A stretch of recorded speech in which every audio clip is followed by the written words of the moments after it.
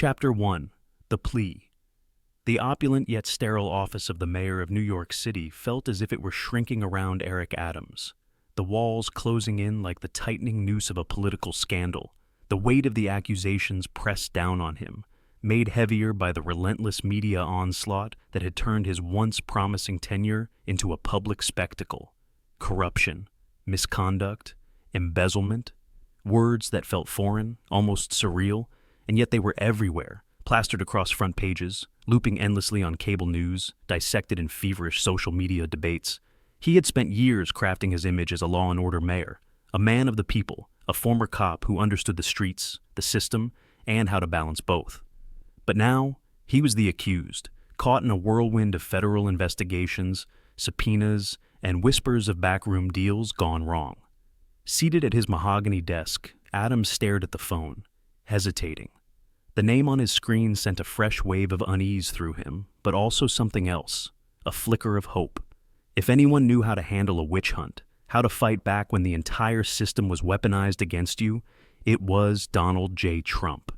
His fingers trembled slightly as he pressed dial, his breath shallow as the call rang once, twice, and then the line connected.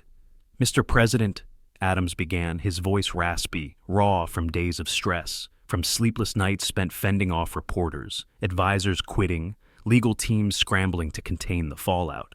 He forced himself to steady his voice, to sound in control, even though he wasn't. "I wouldn't ask if I wasn't desperate," he continued, leaning forward, his forehead resting in his free hand.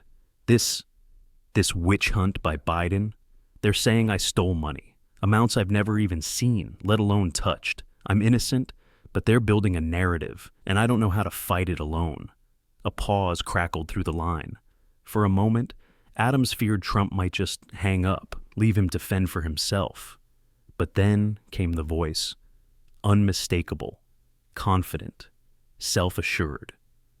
"Eric," Trump's voice boomed, smooth and deliberate, the voice of a man who had survived every political attack thrown at him and had come out stronger. "You always were a fighter. But sometimes, even fighters need backup." Adams exhaled, gripping the phone tighter. "They're after you because you dared to cross them, because you spoke your mind. I know how that feels." He did. No one knew better. No one had been more targeted, more vilified, more hounded than Donald Trump. And yet, he had survived. "I'll have my people look into it," Trump continued, his tone shifting slightly, a signal that he was already considering his next move. "I'm sending Pam Bondi to meet with you. She's the best." Adams sat back in his chair, his heart pounding. Pam Bondi. The name alone sent a shiver through him. Not of fear, but of hope. Pam Bondi, former Attorney General of Florida, a woman with a reputation for being as sharp as a tack and as relentless as a bulldog. A prosecutor who had taken on organized crime, political corruption, and scandal-ridden officials, and won. A fierce Trump ally, someone who knew how to navigate the corridors of power and the dark alleys of political warfare alike.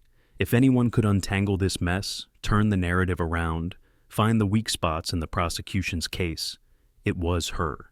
And now, she was coming to New York, coming to fight for him. For the first time in days, Adams felt something other than despair. He felt a sliver of hope. Chapter 2. The Bondi Counteroffensive. Pam Bondi arrived in New York City with the quiet efficiency of a seasoned operative. No grand entrance, no cameras flashing, no press conferences, just business. A black SUV pulled up outside City Hall, tinted windows shielding her from the prying eyes of reporters swarming outside. With a firm handshake and a measured nod, she greeted Mayor Eric Adams, who had spent the past few days spiraling under the weight of a scandal threatening to consume him. The accusations against him, embezzlement, corruption, financial mismanagement, had exploded across headlines with the force of a political bomb. Adams had tried to fight back, but every move he made only tightened the noose.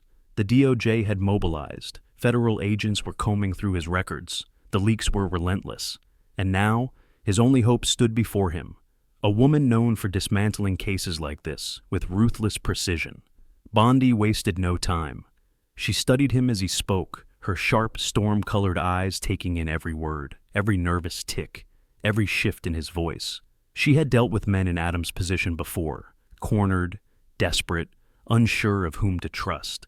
She let him talk, let him unload his theories about political enemies, about powerful forces orchestrating his downfall. When he finally finished, Bondi leaned back, her voice level, her tone unwavering.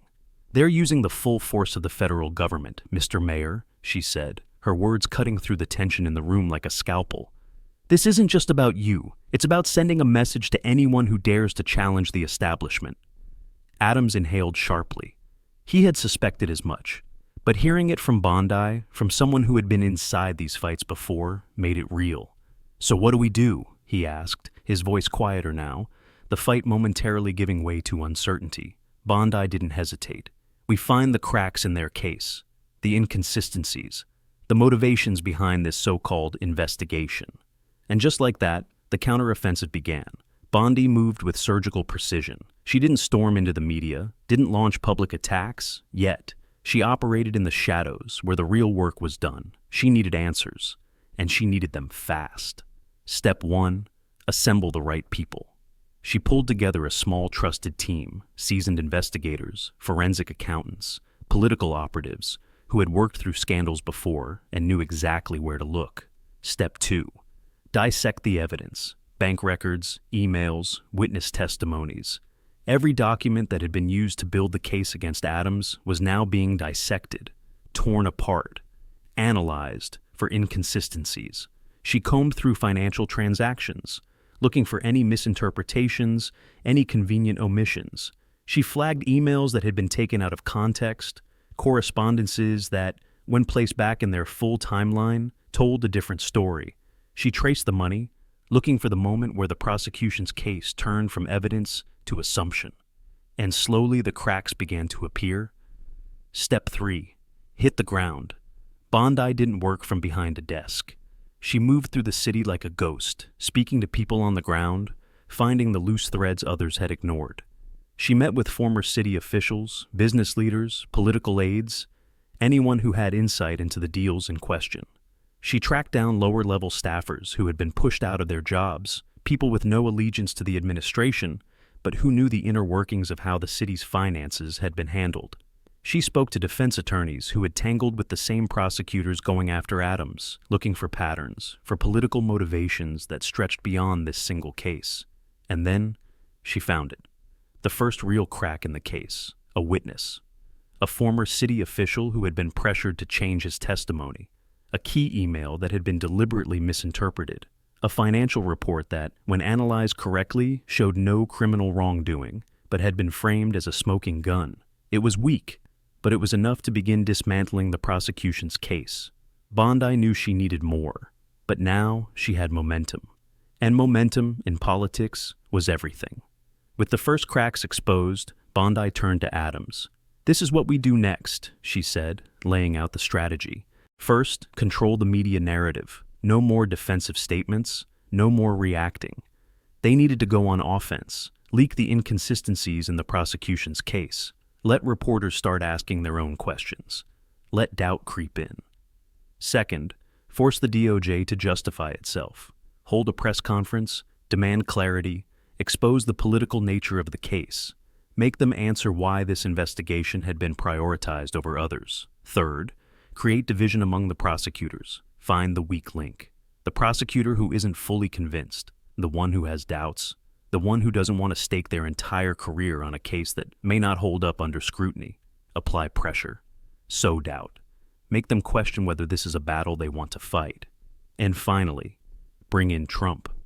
Trump's name carried weight. His influence was undeniable. If he publicly backed Adams, if he framed this as yet another political hit job orchestrated by the Biden administration, it would shift public perception instantly. The stage was set. The pieces were moving. And Bondi, once again, was in control. The next morning, the first leaks hit the press. Documents raising questions about prosecutorial bias. A whistleblower willing to testify about pressure tactics. A financial report that contradicted the prosecution's central claim. By noon, reporters were pressing the DOJ for answers. By evening, Adams was holding a press conference, not as a man on the defensive, but as a leader fighting back against a political hit job. By nightfall, Trump took to social media, blasting the investigation as another phony witch hunt. And just like that, the narrative had shifted. Pam Bondi had done what she did best. She had taken a drowning man and given him a fighting chance.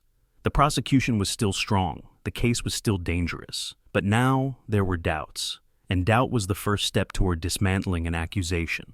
The battle had only just begun. But for the first time in weeks, Eric Adams wasn't just waiting for his fate to be decided. He was fighting back. Chapter 3: Hochul's Gambit and AOC's Fury. Governor Kathy Hochul saw an opportunity, and she wasn't about to waste it. With Mayor Eric Adams under siege, drowning in scandal, and fighting for his political survival, she moved swiftly and deliberately, positioning herself not just as the concerned leader ensuring stability, but as the inevitable successor to power in New York. Publicly, she expressed deep concern for the integrity of the city government, standing at a podium with her most trusted allies in the state legislature flanking her voice dripping with false sympathy and quiet authority. "We cannot allow this cloud of suspicion to hang over New York," she declared at a press conference, her carefully chosen words landing like political daggers. "We must ensure transparency and accountability. If the mayor is unable to effectively lead, we have a responsibility to act." The assembled journalists took the bait, their headlines already forming in real time. But behind closed doors, the conversation was far more ruthless. Hochul met with state legislators, weighing the mechanisms by which she could strip Adams of his power. Could he be forced to resign? Could she use an ethics commission ruling? Would a vote of no confidence from the city council push him over the edge? Every option was explored, every contingency mapped out. She needed Adams gone, but she also needed it to look like she had reluctantly stepped in to restore order, not seized power for herself. A coup disguised as governance. But Hochul wasn't alone in smelling blood. If she was playing chess, Representative Alexandria Ocasio-Cortez was launching a full-on ideological war. To AOC, Adams wasn't just a weakened mayor. He was a symbol of everything she despised about the Democratic establishment. He was a moderate, a former cop, a man who aligned himself with business elites and resisted the progressive wing of the party. To her, his downfall wasn't just necessary. It was inevitable, and she was going to make sure she got credit for helping push him out. While Hochul moved through the political machinery of Albany, AOC turned to the weapon she wielded best, her vast social media platform. Within hours of Hochul's press conference, AOC fired off a tweet that ignited a firestorm. "This is what happens when you prioritize corporate interests over the needs of the working class," she wrote. Adams's alleged corruption is a symptom of a larger problem, the corrupting influence of money in politics. We need to hold him accountable and demand systemic change. The post went viral, thrusting Adams's scandal into an even harsher spotlight. Progressive activists, already wary of Adams, seized on the moment, organizing protests outside City Hall, demanding his resignation, calling him a fraud, a sellout, an elitist who had betrayed the people of New York. The hashtag #AdamsResign began trending within hours. The far-left media machine amplified the message, turning the mayor's scandal into something far greater than just a financial investigation. To them, this wasn't just about Adams. It was about the war for the soul of the Democratic Party. While Hochul and AOC each pursued their own forms of attack, Adams was caught in the crossfire, desperately trying to fend off the Department of Justice, the relentless media scrutiny, and the knives of his own party. Every move he made only seemed to make things worse. His approval ratings plummeted, allies vanished. His own staff, sensing the inevitable, began discreetly sending out resumes. And as the calls for his resignation grew louder, Adams found himself reaching out to the one person who knew exactly how to fight back against a politically motivated takedown. He called Pam Bondi, and through Bondi, he reached Donald J. Trump. If the Democratic establishment was going to abandon him, betray him, and throw him to the wolves, then he would find allies elsewhere. He needed people who understood how to survive the impossible, people who knew how to turn scandal into strength, political death into resurrection. He needed fighters, and no one knew how to fight better than Trump. The battle for New York City wasn't over. It was just beginning.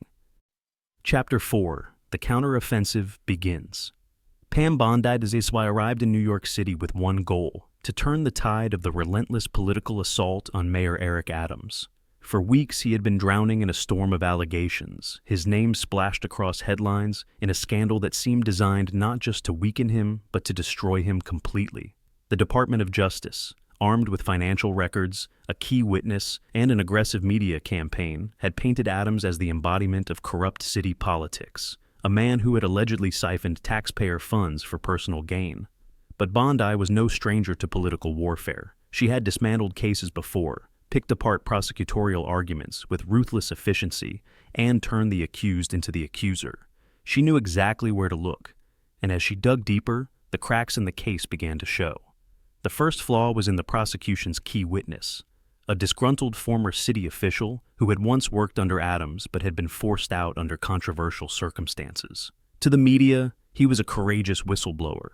To Bondi's investigators, he was something else entirely. Financial records revealed mounting debts, a history of failed business ventures, and a deep personal resentment toward Adams for being denied a promotion. His testimony, she suspected, wasn't fueled by moral conviction, but by opportunity, the opportunity to take down the man he believed had cost him everything. And when Bondi dug into the financial discrepancies at the heart of the case, the inconsistencies only grew more glaring. The forensic accounting, which had allegedly uncovered millions in stolen funds, was riddled with flawed assumptions, cherry-picked data, and politically motivated conclusions. Her team of forensic accountants tore through the ledgers and traced the numbers back to their sources, exposing that the alleged missing money had never actually left city accounts. It had simply been misclassified, reinterpreted to fit a predetermined narrative. The case wasn't built on hard evidence, it was built on optics. But then she found something even bigger: the real smoking gun. This wasn't just a politically convenient prosecution, it was a coordinated hit job. Through leaked internal memos, confidential meetings, and carefully sourced emails, Bondi uncovered evidence that high-ranking officials within the Biden administration had actively coordinated with the DOJ to target Adams. Why? Because he had crossed them. He had spoken out against the administration's immigration policies, openly criticizing Biden's handling of the migrant crisis in New York, and positioned himself as an independent force within the Democratic Party. In Washington, where loyalty was currency, Adams had spent too much time challenging the establishment, and now he was paying the price. The DOJ wasn't just investigating him, they were setting him up, and Bondi now had the evidence to prove it. With this information in hand, the strategy shifted. Bondi and Adams were no longer just fighting to clear his name, they were going on the attack. The press conference that followed was unlike anything the media had expected. They thought Adams would be making a last-ditch plea, a desperate attempt to salvage his crumbling career. Instead, it was an offensive strike. Adams stepped forward, not as a man on the defensive, but as a leader exposing corruption. And Bondi, standing beside him, did what she did best. She dismantled the prosecution's case, piece by piece.